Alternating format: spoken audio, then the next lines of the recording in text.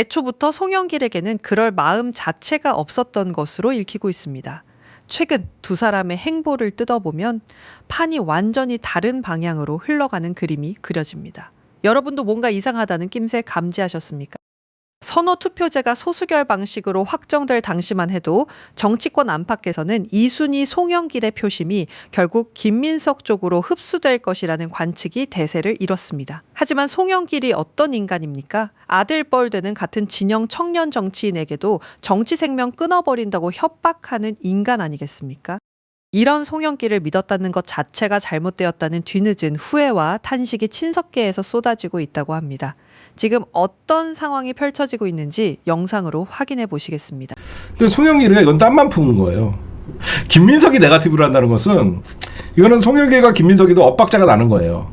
김민석, 송영길 합작 노선에 금이 가고 있는 건 아닐까? 송영길, 정청래 솔직하지 않다. 이재명 불편함 표시했는데 출마했다.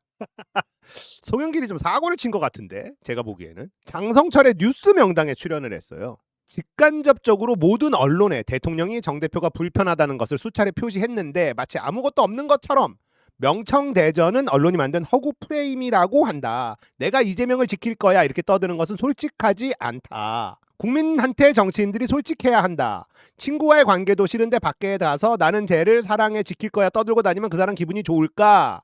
냉각기가 필요한 것이다. 대통령 임기가 4년인데 한번 쉬었다가 입각 제의도 있었다면 입각해서 대통령을 돕다가 다음 기회를 모색할 수도 있을 텐데 굳이 저렇게 나와야 하는가. 자기 정치적 세력을 구축하기 위한 출마로 보인다. 자, 이런 발언을 했고요. 청와대 정청래 대표되면 상대 안 할 것이다.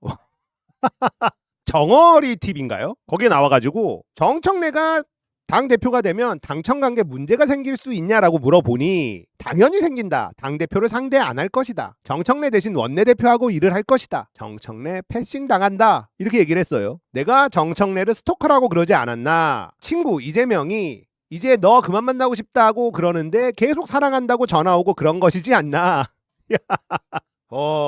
이런 발언을 했어요. 저는요. 송영길 때문에 이재명 대통령은 굉장히 골치가 아플 것이다. 이런 생각이 들었습니다. 송영길은 머리가 나쁘다. 저는 이렇게 보이거든요. 김민석은 1인 1표제를 지킬 것처럼 말합니다. 원칙적으로 라는 표현을 쓰면서 1인 1표제를 지킬 것처럼 포장을 하지만 교묘하게 대의원 장기 당원들에게 추가적인 무언가를 챙겨준다라고 이야기를 하고 있습니다. 그러니까 1인 1표제를 어떻게든 뒤틀 것이다 라는 걸 알 수가 있는데 표면적으로는 그렇게 말하지 않죠. 근데 송영길은 그걸 못해요. 송영길은 이재명과 독대를 한 후에 정청래 공격에 선봉에 섰습니다. 그것도 가짜뉴스까지 동원한 일배식 공격을 했죠. 노무현 장례식에도 쫓겨났다. 이 공격이 일배식 가짜뉴스 악마화 공격이었죠. 여기까지는 좋았다고 봐요. 근데 뭐라 그랬습니까? 직간접적으로 모든 언론에 정 대표가 불편하다는 것을 대통령이 수차례 표시했는데 마치 아무것도 없는 것처럼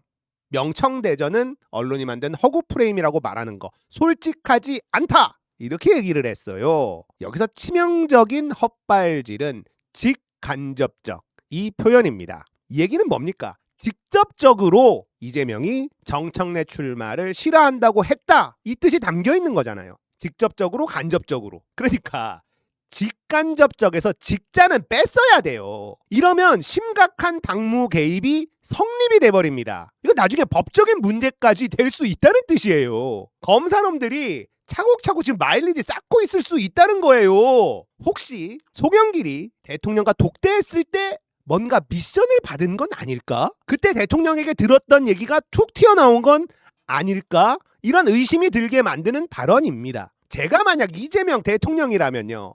송영길의 저 발언에 진짜 짜증이 났을 것 같아요. 만약에 송영길에게 정청래를 전담 마크 하라는 미션을 내렸다면요. 지금 엄청 화나 있을 겁니다. 아니 저렇게밖에 못한다고? 나를 언급하면서 정청래를 깐다고? 스토킹이라는 단어를 꺼냈죠. 송영길의 언어를 보면요. 그 사람의 평소 성정을 알 수가 있습니다. 역적, 목을 자른다, 진압, 낙태, 스토킹까지 정치 지도자의 표현이라고 볼 수 없죠. 말과 태도는요. 그 사람의 수준을 드러냅니다. 만약에 대통령이 송영길과 어떤 거래를 한 것이라면 이 거래는 쫑났다고 생각을 해요. 미션 수행을 개판으로 했다고 판단할 수밖에 없지 않습니까? 그래서 그런가? 이번 출마 정견 발표에서 전혀 다른 모습을 보여줬죠. 이 바닥에 우연은 없다.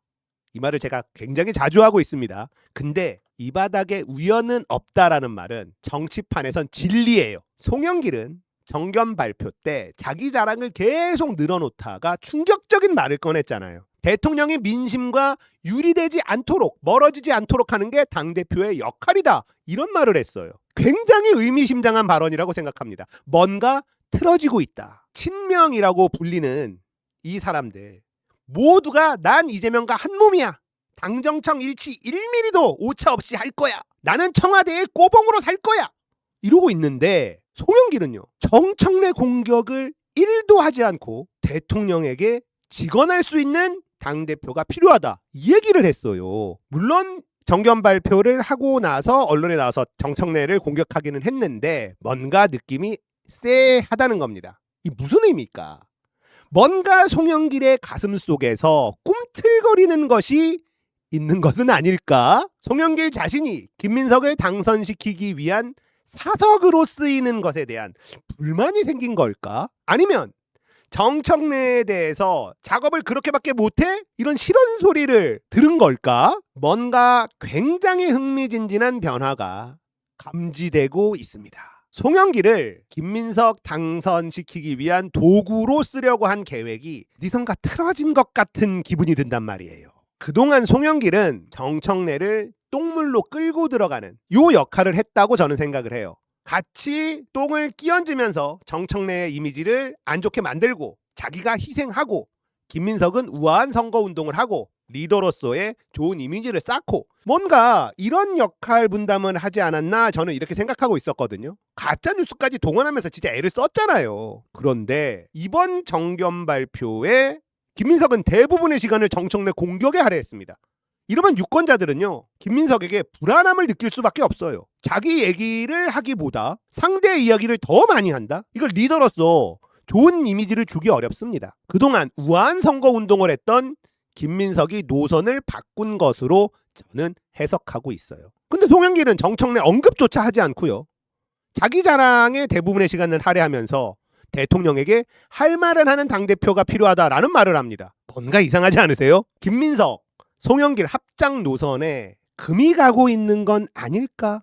제가요. 송영길과 손잡고 선거운동을 하는 것에 대해서 경고를 한 적이 있어요. 송영길은 자신이 김민석보다 아래라고 생각하는 사람이 아니다. 분명히 문제가 생길 것이다. 이런 얘기를 한 적이 있습니다. 제 예측이 현실로 실현되는 것 같다. 이런 느낌이 듭니다. 앞으로 송영길의 행보를 지켜보면 흥미진진할 것 같아요. 이래서 선거는 끝까지 모르는 겁니다. 송영길은 자기 애가 어마무시한 사람이에요. 송영길 같은 사람과 선거 연대를 하려고 한다. 말 한마디 삐끗하면 바로 틀어집니다. 이걸 알아야 되는데 이거 뭔가 잘못됐어. 송영길 입장에서 지금 삔또가 나갔다. 저는 이렇게 느끼고 있어요. 자, 앞으로 송영길의 행보를 잘 지켜보는 게 개꿀잼 포인트다. 이거 알고 계십시오. 지금까지는 정청래만 공격했죠. 조만간 김민석 공격도 시작할 가능성이 높아 보입니다. 제 예측이 맞을지 틀릴지 한번 지켜보도록 하죠. 송영길 만만한 사람 아닙니다. 아우 재밌어. 재밌어. 품격을 지키고 있는 정청래. 품격을 잃은 김민석과 송영길. 누가 차기 당대표가 되어야 할까? 이재명 대통령을 위해서라도 정청래가 돼야 됩니다. 브레이크를 걸어야 돼요. 우리가 이재명 대통령을 지금 비판하고 있지만 끝까지 가서는 안 된다. 그러면 이재명도 불행해지고요. 국민들도 불행해집니다. 막아야죠. 정청래만이 막을 수 있다. 정청래 후보가요. 끝까지 이재명을 지킬 사람은 나다.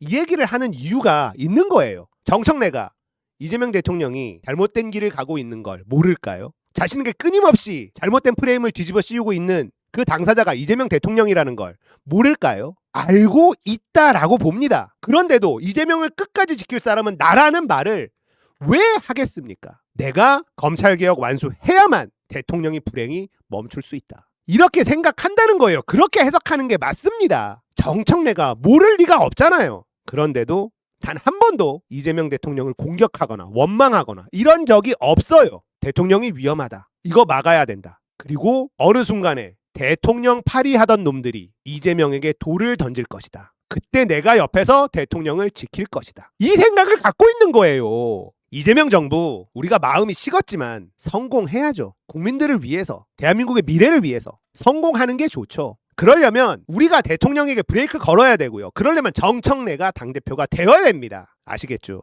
송영길과 작전을 함께 짠다. 무리한 도박이었는데 팥 엎어진 것 같아요. 끝까지 한번 지켜보겠습니다. 아니 여론조사에서 김민석 후보가 앞서 있는 여론조사 꽤 많이 나오고 있잖아요. 네. 물론 이제 당원들 대상으로 여론조사 발표된 게 거의 없긴 합니다. 근데 저는 뭐 당원들 사이에서 거의 박빙이라고 봤는데 최근에 김민석 후보 하는 양상을 보면 매우 쫓기는 느낌이에요. 그러니까 앞선 자의 태도가 아니야. 뭔가 불안해 보이고 뭔가 불리하다라고 판단하지 않나? 그런 생각이 들 정도입니다. 왜냐하면 반명, 분열주의, 신천지, 네거티브를 집중적으로 쏟아내고 있거든요. 근데 이거 어떻게 보세요? 반명, 분열주의, 신천지 이걸 꺼내들었잖아요. 이거는 그걸 딱 듣는 순간 음. 그걸로 계속 정청래를 공격해 왔잖아요. 반명이라고. 네. 그리고 너가 분열의 길을 가고 있다. 반명. 거기다 이제 신천지를 하나 딱 더해는 거 아니에요. 그러니까 이건 누가 봐도 정청래를 겨냥한 건데 기자들이 질문하니까 뭐 특정인과 연결져서 생각하는 거는 내가 책임질 부분이 아니다. 근데 이거를 지금 너무 정청래 후보만은 아니라 지지자 그룹을 같이 묶어서 때리는 것 같아. 맞아요. 낙인 찍기로. 너 반명이지? 뭐 이런 식으로. 네. 그러니까 나는 대통령 누구보다 지지하는데 예를 들면 검찰 개혁과 관련해서는 대통령과 좀 생각이 달라. 뉴 이재명 플랜에 대해서는 난 동의하지 않아. 개혁 노선이 맞다고 봐. 이렇게 생각한다 해서 넌 막 반명이야. 이게 말이 돼? 정청래뿐만 아니라 정청래를 지지하는 모두를 반명으로 지금 불리고 있는 거야. 그러니까 말이 안 돼. 원조 반명이 할 소리가 아니지. 2022년 전당대회 당대표 나왔을 때 김민석 후보의 메시지가 다 나왔잖아. 네. 정청래 후보가 언제 그런 메시지 낸 적 있어요? 한 번이라도? 이재명 당대표 또는 뭐 경기지사 시절까지 포함해서 대통령한테 그런 메시지 낸 적이 있습니까? 단 한 번 난 본 적이 없어. 윤석열한테 그런 이야기 하는 건 말고 따로 우리 진영에 대해서 그런 얘기 하는 건 못 본 것 같은데. 그리고 누가 분열주의입니까? 분열을 누가 했어? 아까 우리가 양비로 제가 비판했지만 누가 때렸습니까? 이게 당을 이렇게 쫙쫙 갈라놓은 게 누구야? 뉴 이재명 세력들 아닙니까? 공격하고? 그러니까요. 당을 수렁으로 빠뜨린 사람인데 그런 세력들인데 그리고 신천지 이게 이제 최고의 화두거리가 됐는데 많은 사람들이 신천지 뭐야 이게 황당하잖아요. 네. 근거가 없어. 근거를 대지 못하고 있어. 그래서 계속 떠들어. 완전히 민주당은 신천지로부터 상당히 자유스러운데 갑자기 국민의힘과 동급 취급을 해. 국민의힘 5만 명, 55만 명인가 그랬죠? 신천지 가입 당원이. 그래서 난리가 났잖아요. 대선 자금 좀 토해내게 생겼잖아. 재판 받으면서. 네. 근데 민주당 청정 지역이었는데 지난번 서울 지역 경선 때 대선 경선 때 인하했죠. 뭉치표. 근데 그때는 국민선거인단이었다고 당원이 아니었단 말이야. 그러니까 근거를 대라고 하는데 근거는 못 대겠다 하고. 아니 근데 참 이해가 안 되는 게 우리 민주당에서의 이 신천지 논란이 벌어졌던 게 지난 대선 후보 결정 과정에서 이제 이낙연 후보 층에서 그랬던 게 아닌가라는 의심이 있었던 거잖아요. 근데 이제 이낙연 후보를 지지했던 그 의혹이 있는 사람들이 결국에는 민주당을 탈당하고 윤석열을 찍었잖아요. 그런 사람들이 많잖아요. 근데 지금 뉴 이재명은 그 과거에 윤석열을 지지했다가 다시 이재명 대통령을 지지하는 사람으로 바뀐 그런 지지층들인데 어떻게 기존에 계속 민주당을 지키고 있던 이런 사람들이 마치 신천지가 섞여 있다라는 것처럼 그런 뉘앙스로 이야기를 할 수 있나라는 생각이 드는 거예요. 뭔가 흐름이 이상하다. 이게 저는 두 가지를 말씀드리고 싶은데요. 네. 민주당이 지금 되게 위험하다는 게 동일한 양태가 반복되고 있습니다. 인터넷상에서 저는 특정 그 작업을 하는 그 그룹이 있다고 봅니다. 뭔가를 생산해서 퍼나릅니다. 예. 누구를 띄우거나 누구를 죽이거나 네, 뭐 네. 검찰개혁은 검찰개혁이다. 예를 들면 실명을 얘기해서 그런데 뭐 정민철 최고위원 네. 어느 순간 인터넷에서 갑자기 정민철 최고위원 해야 된다라고 막 인터넷에 나와요. 누가 오더를 내리면 쫙. 예, 그 양태가 그런 식으로 계속 반복이 됩니다. 그래갖고 그냥 인터넷 그냥 봤을 때 한마디로 댓글 부대가 있는 거네. 예. 그럼 보면 왜 저래?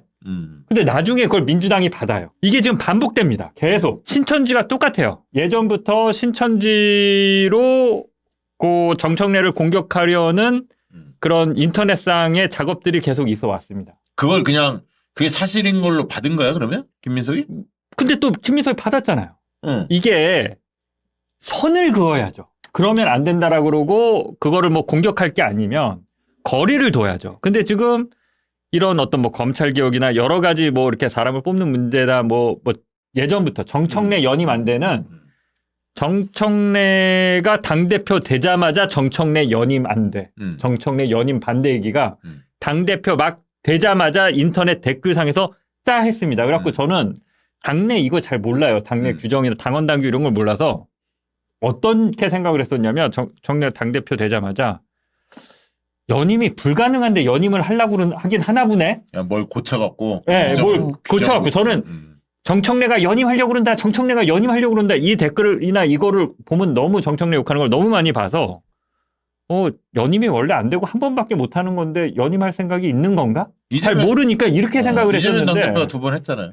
나중에 보니까 그런 규정 없어. 없어요. 예. 근데 그때부터요. 그때부터 그러니까 프레임을 씌운 그런 거구나. 식의 댓글 작업이나 이게 되면 민주당이 그걸 거리를 주는 게 아니라 그걸 받아요. 나중에 보면. 지금 이게 반복되고 있습니다.